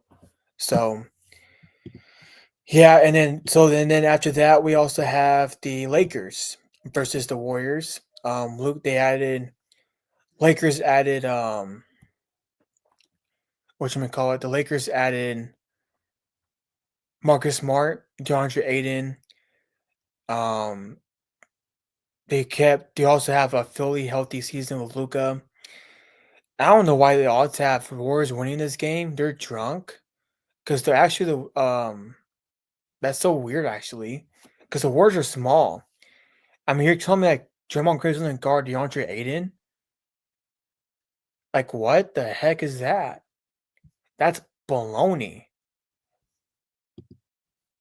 That's actually stupid, to be honest with you. So, I know LeBron will miss the opener season next week. I mean, tomorrow night because of his right side, which he's 40. He's 40 years old. So, I can't wait to see Luka cook tomorrow. A fully healthy Lakers team can go all the way. So we'll see about that. And then Wednesday um we have the debut of Inside the NBA on NBC. So tomorrow we have Knicks and Cavs at 4 p.m. You have the Knicks versus Cavs at 4 p.m. on Wednesday. I think Knicks will win that game. The Cavs, I think Knicks are probably the best team in the Eastern Conference now. Boston's out. Al Horford left. Derek White left. Tatum's hurt. Knicks might be the best team in the NFC in the Eastern Conference. And then tomorrow we also have on NBA League Pass Nets and Hornets. Magic Heat. He's a contender too because they have Paul Banchero. That defense, that guy's a stud. So yeah, watch out for them this season. The Raptors, Hawks. Who cares about that? Sixers and Celtics. Play game. Detroit might make a run. We never know. But tomorrow night on ABC, you have the debut of Cooper Flag on Wednesday night at 6:30 p.m. with Cooper versus Wembanyama. Cooper Flag looks like a stud so far in preseason. He looks like he played in the NBA for so long already. And in reality, he's played really good. And then tomorrow night, that's all one game actually. So wow, pretty early game. We also have Ant-Man tomorrow. His third year in the NBA, fourth year actually in the NBA. Actually, I hope he can step up this season because Ant-Man can take over the league when he's really on it. He can take over the league. I think I'm a big fan of Anthony Edwards. It reminds me a lot of Kobe and Jordan-esque. I know the NBA was to push him as the face of the NBA, but he has to prove it with his game. You can't talk the talk and not walk the walk. So, but yeah. So my official picks of the NBA now. I know last week I did it last week with Nick, but I have Lakers versus Knicks in the finals. I have Lakers winning it all. I think this will be revenge season for the for LeBron James. I think he wants to cement the GOAT debate. So I hope he can make it. Hope they can make it. Hope they can. Nick, hurry up, bro. MVP pick. You have MVP is a little different this year. I think Luka might win it, but I think Anthony Edwards can win it too. I think he can. I actually think he can win the MVP too, Ant-Man. So it's between Luka and Ant-Man. And maybe LeBron. I think LeBron wants to cement the GOAT debate. So now we're gonna move on to some baseball now. No, I'm gonna wait for baseball actually. So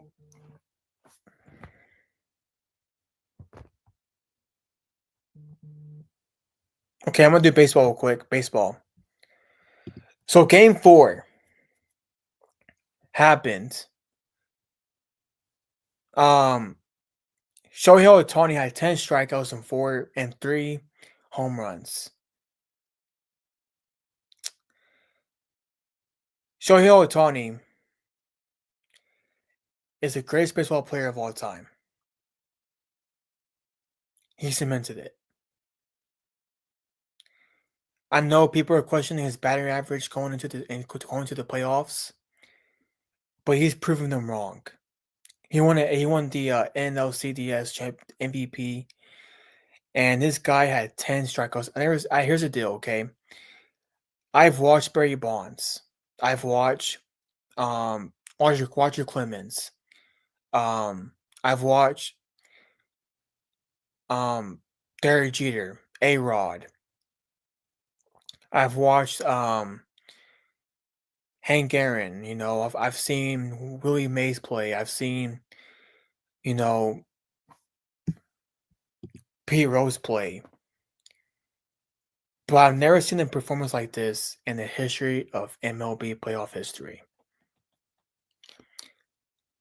Shohei this season had a 50-50 season again, with 50 strikeouts and 55 home runs. He's the GOAT. I'm tired of people waiting to say it, but he's the GOAT of baseball. Shohei Ohtani is by far the greatest baseball player of all time. Babe Ruth didn't do that stuff. I'm gonna look it up real quick. What's the closest?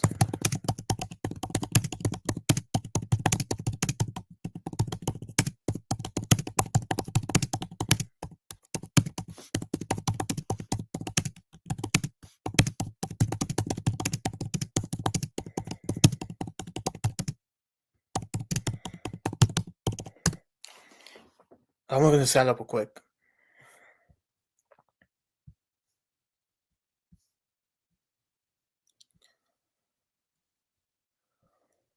So The closest stat line.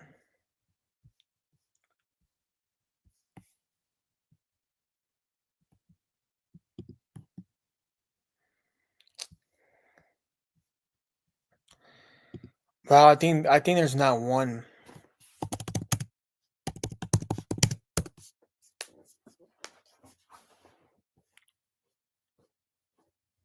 So I'm asking Google. I'm asking this question because I actually want to know if this ever had like closest thing that ever happened to this. So hold up. Google's being stupid now. What player in the history of baseball?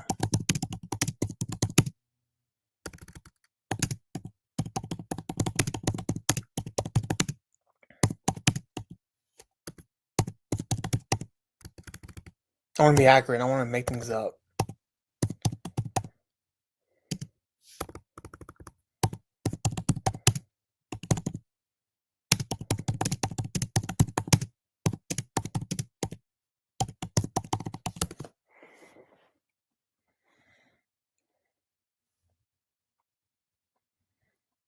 So the closest person I think that probably had the same stat line.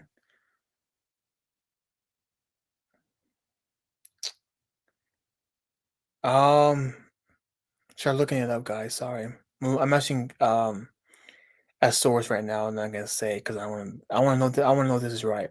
It was Bob Gibson, and Bob Gibson had it was Bob Gibson, Rick Rice, and so but in postseason though, it was Bob Gibson.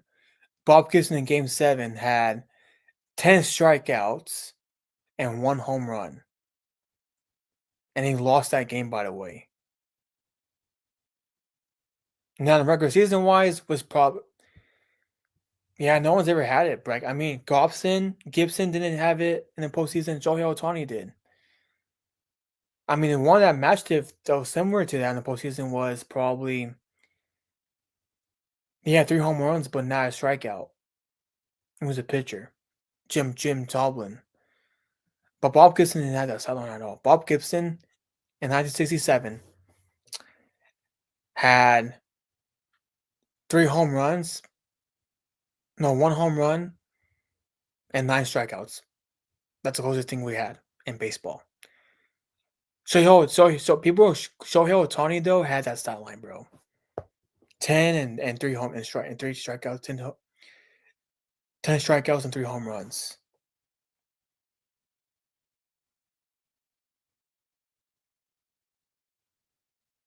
So yeah.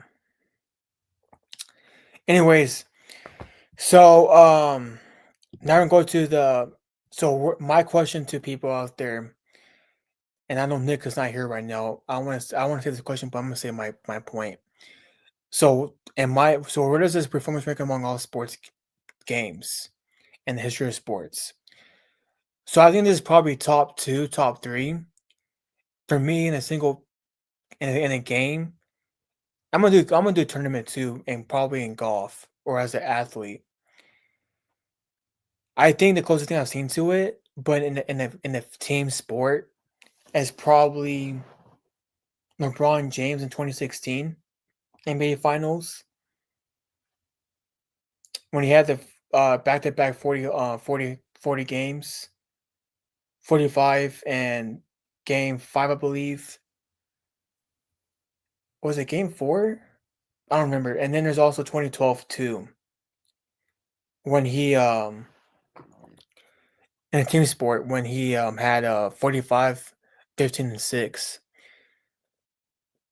This was probably like right behind it at those 2 for me in a team sport.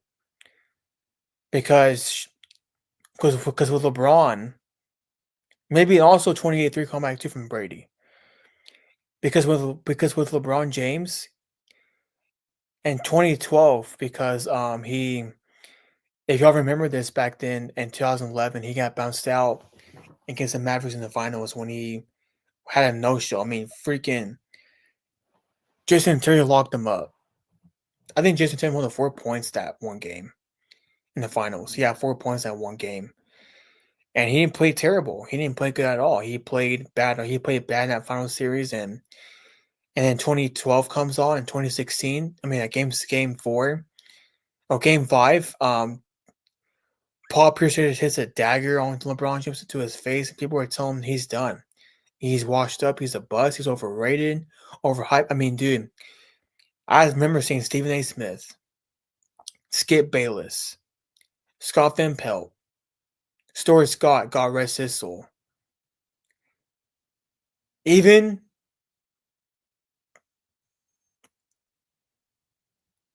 even Mike Breen on the broadcasts, Wilbon and Kornheiser all said this guy's overhyped and overrated. 16 because he came back from 3-1. And people were, and I'll tell you what, Golden State could have went down as the greatest team of all time with 73-9. We know LeBron did. He ruined their party. He ruined it. Now with Shohei Ohtani, this is right with it. He had 10 strikeouts and 3 home runs.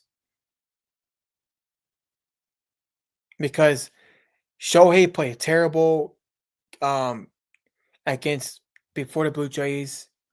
Before the Mariners, he played terrible in the series prior to that. But he came back and won, guys. He came back and I mean he proved everybody wrong. I mean, his first home run he hit, he literally almost hit out of the stadium. That's how much of a beast he was. So now among all sports though, I say Tiger Woods is 2097 Masters because here's why. Golf is a hard sport. It's an individual sport. It's a one-man sport. You're playing it's you against the course. Okay. But 97, Tiger's first major, he cooks everybody. He had a terrible first round. A terrible one.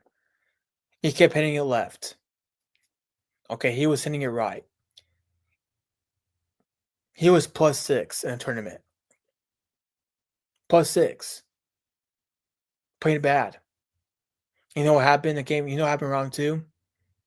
He picked it up. And then top of that, he and then round 3 he was the leader of the board. Rest is history. He to the point where Augusta had to extend the golf course and make it harder because Tiger Woods was dominating it in Augusta. Because Augusta is a hard course, guys. Because here's the deal: MN quarter is an important role in the Masters. If you par 11th hole, you're good. Okay, but if you par the 15th hole, that's not good for you. If you miss the 15th hole, I probably say that it's a hard hole too because it's like a very convenient. Here's the deal: 11 through 17 and 18 are the most important holes in Augusta. The back nine is important because the back nine on Augusta on a Sunday, it can kill your momentum. Tiger didn't flinch. He didn't flinch at all. He won Augusta National Golf Club. He won by 12 strokes. And then there's the 2000 US Open too. He won by 15 strokes overall. He was that same tournament too. There was a in the round 4. He didn't bogey one hole in round 4. So as among of all sports performances, I probably put it top 5 because there's Tiger Woods for me, 97 Masters, 2000 US Open, LeBron 45, 12 and 5, LeBron 16 finals, and then there's Shohei Ohtani right there. So yeah. Now we do our World Series picks. It's Blue Jays versus the Dodgers. Okay, so My friend Dominic, shout out to Dominic because of True Fit. Dominic, buddy, I had to say this to you, man, but they're sweeping this team, bro. Dodgers are sweeping this team. Dodgers have good pitching. Mookie Betts is phenomenal. You also have Shohei Ohtani.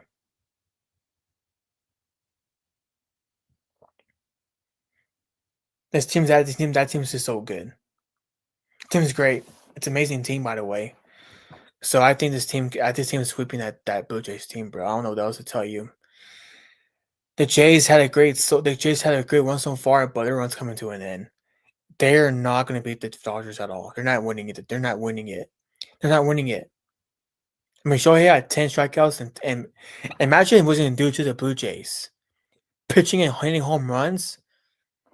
Man, if you want a chip this year, I love Barry Bonds, and for me, it's Barry Bonds, it's Shohei, Bonds, Hank Aaron, Pete Rose, and Hank and probably to say what was number 5 for me, Roger Clemens, but I never want to hear people call this guy anybody go besides Ohtani ever again.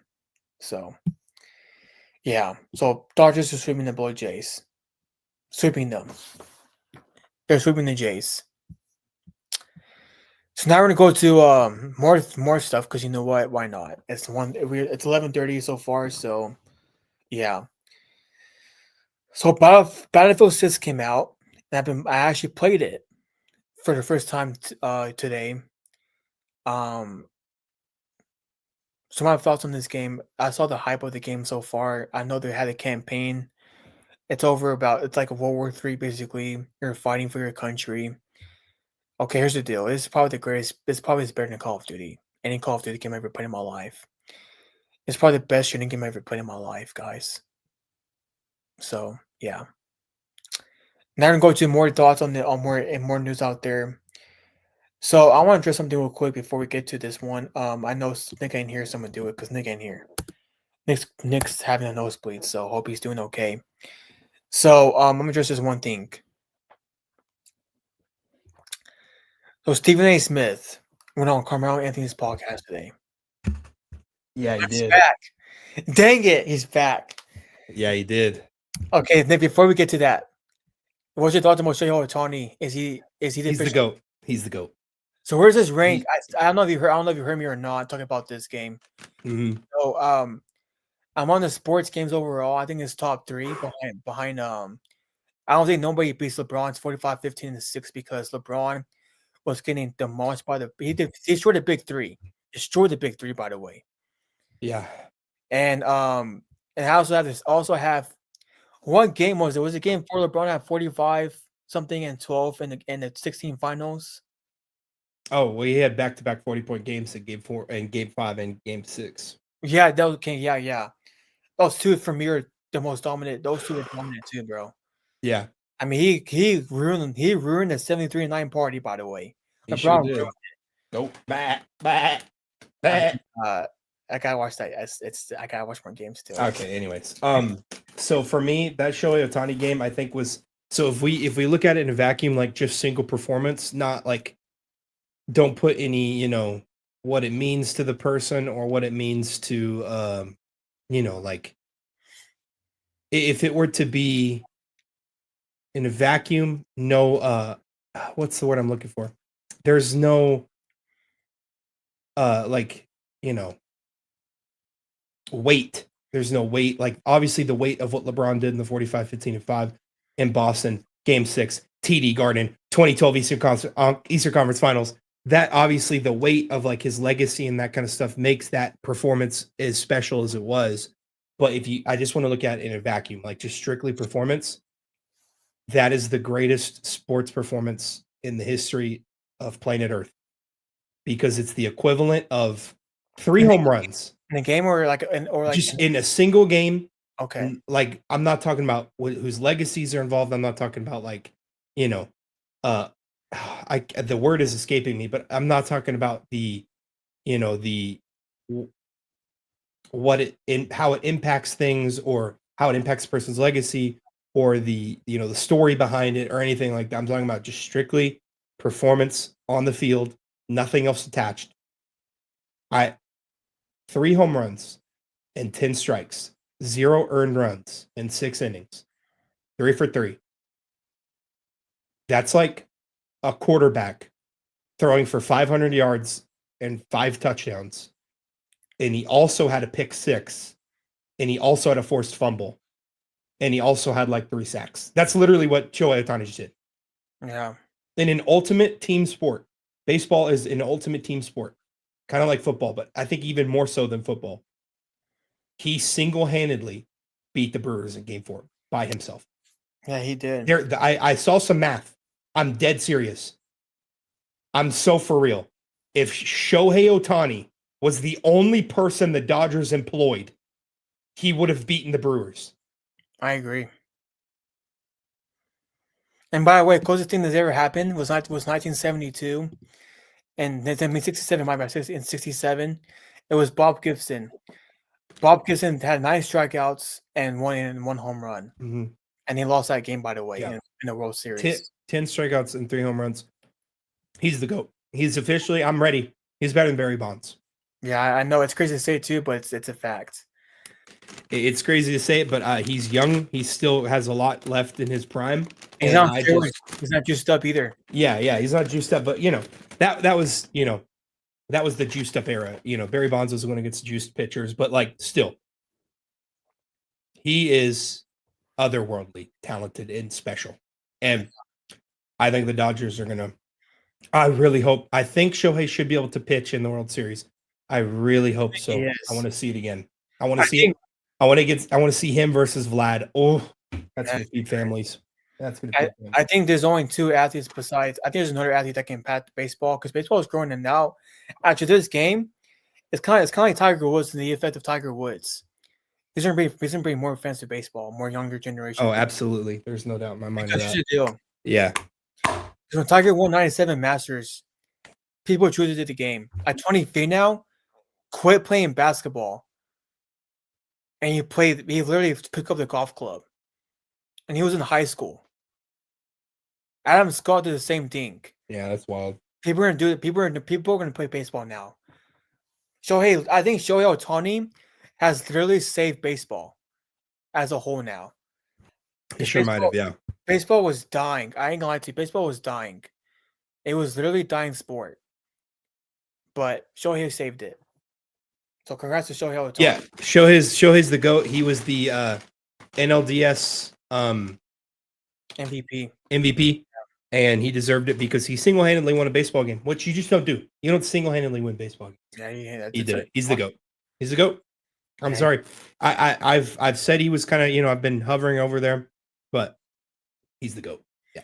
And if he wins the World Series, he's gonna win the World Series out there. Once he wins it, I never want to hear Barry Bonds as the GOAT, Pete Rose, Hank Aaron, Alex Rodriguez, Your favorite. Not even Jeter. Babe Ruth. I mean, Babe Ruth is not even the GOAT, dude. He's overrated. He didn't play against other people. Anyways, that's just a fact. So, now who's your World Series picks and how many games are they going to sweep the Jays? I have a lot of respect for the Jays. I'm going to say Dodgers in 6. I have a lot of respect for the Jays. Okay, I think they will win in 5, but because and here's the deal. I talked to my friend at the gym who watches this podcast, Dominic. Shout out to Dominic out there. He says that the Jays reminded him of the 2023 Rangers. They had that magical run. Oh yeah. So do you think they can upset the Dodgers or no? I think there's a chance because sports, anything can happen. But that's true. For me, especially Shohei coming off that game, he might light it up.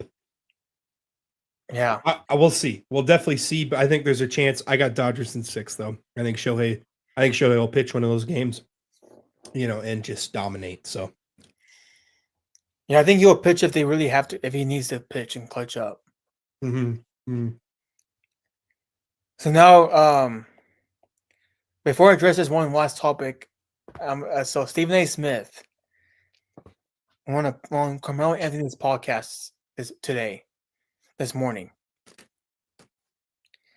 and he said this. I'm gonna see if I can find a quote.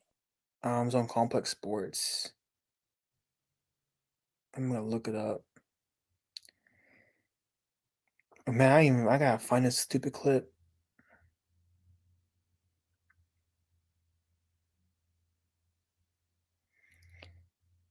Okay, he said that he hates LeBron James because of this reason. I guess people. I don't know if this is true or not. I don't know if this is accurate. I know there's sources out there. I said this about on Twitter. I think NBA Central has on Twitter. Okay, I think I'm trying to find a quote. And I don't want to misquote him and get yelled at on this show. Man, where in the world? Okay, so this is what he said.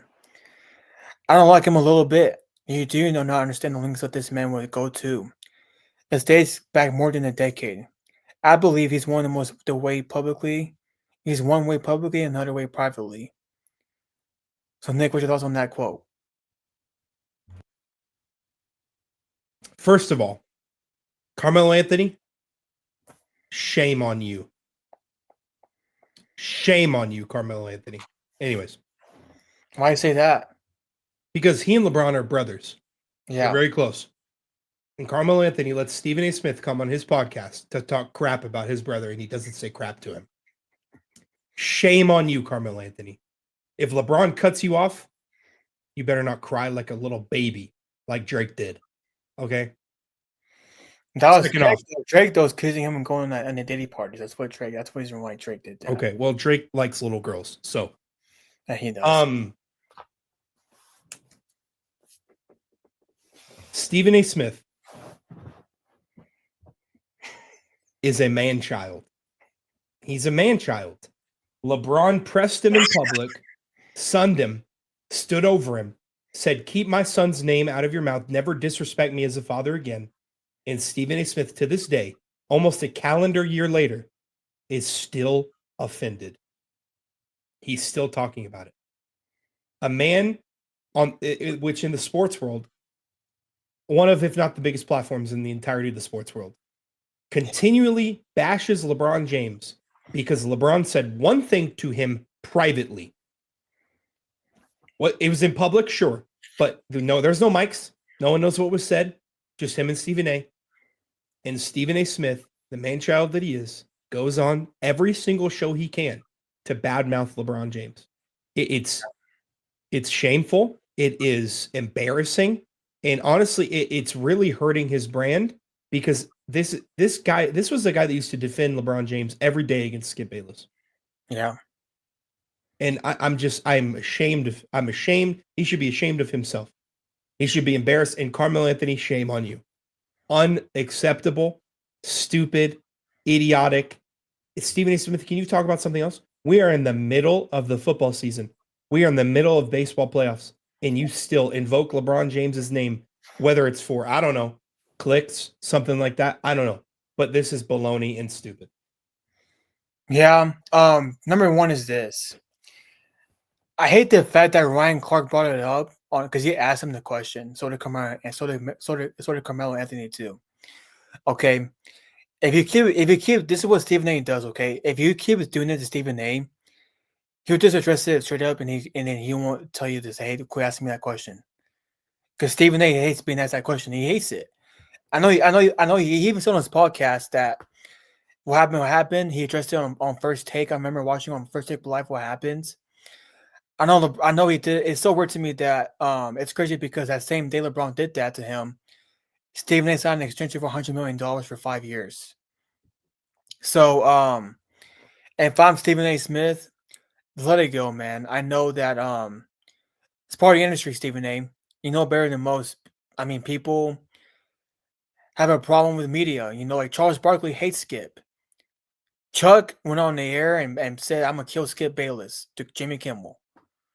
Which is, by the way, you shouldn't say on TV, dude. That's crazy to say, by the way. It's part of the industry, though. You gotta get used to. You gotta get over it. Okay. For me, bro, LeBron cusses me out one day when I criticize him. Then he can cuss me all he wants. He's an icon. And it's not even. It's the fact LeBron has never said anything about anyone criticizing his play. He went up to Stephen A. Smith because Stephen A. Smith on live television on his big show on ESPN said, LeBron. Yes, it was on his podcast. He said that quote. LeBron, I'm pleading with you as a father. Bro had to bring his fatherhood into it, and anyways, yeah. Sorry, continue. But yeah, that's just the part of the media industry, man. Like, I think social media has made it a lot bigger deal than it really is. Because I think Melo and RC should have asked him that question. Because RC had a good conversation about the government shutdown, about President Trump, and shame on Carmelo Anthony. Shame on him. But then Carmelo Anthony bringing it up too, like, I don't know, man. I think Melo should have not done that. I think RC should have brought that question up. I think that'd be the last time I'd be able to see that question, the quote of Stephen A. bashing LeBron, because it's kind of like, okay, bro, won't be. Quit provoking Stephen to get mad about it. Let's just drop it. Okay, it's kind of like with me and that one guy out there who we won't disclose his name for. I don't want to make him famous, but me and Nick know who that is. Okay, so it's part of the industry. It's part of the industry. It's part of the industry, man. I mean, I've seen Kobe Bryant cuss off Stephen A. Smith too. They'll work things out. I mean, Allen Iverson hated at one point. AI hated Stephen A. Smith for what he did to him because he was found in the club and Stephen A. covered it, and AI got mad. So it's part of the industry, man. He'll get over it. It's part of the industry. It's going to be athlete versus media always. And Pat McAfee too. He shouldn't have even freaking brought that up too on his show. So if I'm Pat McAfee, RC, Carmelo Anthony, Megan Kelly, Sean Hannity, Candace Owens, don't bring it up to him because because they actually did that to him, bro. I'm being real. Because Sean Hannity, when he went on Sean Hannity's show, and Sean Hannity asked him the same thing, Candace Owens mentioned it, and LeBron called out Candace Owens. By the way, he called her out. I mean, Nick Wright, same thing. He got cut out too by people in that by ESPN's team. So but yeah, I mean, it's part of the industry, bro. It's always gonna be athlete versus somebody in media or politician in media. It's always gonna be like that. Yeah. So if I'm Stephen A., I'll let it go. Yeah. Yeah. Well. But yeah. One more question though. I want to ask you this question because I want to. Okay. I never asked you this question before. Okay. So LeBron James got his first Laker mint signed memorabilia that he actually signed by himself as a Laker. So what is your top 5 memorabilia you want in sports that you want in the future? Oh man, I don't really collect much memorabilia. That's really the only memorabilia I have. That's a Derrick Rose side picture, rookie year Derrick Rose. That's really the only thing I have memorabilia wise. I would like something signed by LeBron. I would like something signed by Roy McIlroy. I would like something signed by kind of just my favorite athletes in their respective sports. Something signed by Max Verstappen would also be incredible as well. Who, by the way, who almost had a grand slam at the Austin Grand Prix, and the 5th championship is still in play. But yeah, I think something signed by them, my favorite athletes is definitely on my list that I would like to get. Okay. For me, I have 2. I have actually 3 in total. I have a signed Emmitt Smith football. I have a signed 2 signed Stephen A. Smith's books. One he wrote to me personally, one that my dad got to me, and then also I have a Michael Jordan signed autograph picture that he sent to me for my graduation. I also have one of the president. I'm not going to mention his name because I don't want to make people mad, but Just say it, bro. President Trump. I have one from him. Get over it, people. Who cares? So yeah, and so but my top 5 I won in sports. Also, I also have one more. I also have a signed Texas Tech helmet from Mike Leach. That's awesome. I have that one. God rest his soul. Mhm. I think one I want in the future. I do want Tiger Woods one because I have a trading card of him, but not like a signed autograph one that he does. I do want one of Rory McIlroy. I want one of Mahomes. Yeah, Mahomes would be cool. I do want one from Brady, but Brady's kind of weird because he's kind of mean a little bit. He's freaking me sometimes. He's a little intense, huh? Yeah, he actually is. Maybe I also want one with Brady. Probably. I do want one of Scotty. I do want one of Serena Williams. So Yeah. no, besides sports, I'll probably get one from Kevin Hart because he's a GOAT comedian. All right, guys, we're gonna wrap it up. But yeah, thank you guys for joining us in a action-packed filled episode. Yeah, this Houston Seattle game's still going. Seattle's up 27-12. That game's over. But yeah, guys, thanks for joining us. Sorry that my nose literally decided to have aneurysm on the middle of the podcast, but I am okay. It was a rough one, but we made it through. So, and Jordan, yeah, I don't never heard that, Nick. What I said about that. I know exactly how you think about it because you text me about it all the time. So, but yeah, guys, thanks. Yeah, we finished before the NFL game finished. That's pretty crazy. Yeah, 9 p.m. Monday Night Football game. Okay, whatever. But yeah, guys, we'll be back next week on Monday, regular scheduled episode. Enjoy some football this week. Hopefully, Texas Tech gets back on track against not Ohio State. Whoa, Oklahoma State. That'd be sick. But yeah, thank you guys for joining us. We will see you guys in our next episode. Y'all have a great rest of your night, morning, evening, whenever you're watching or whatever. We will see you guys next time. Y'all have a fantastic night. See ya.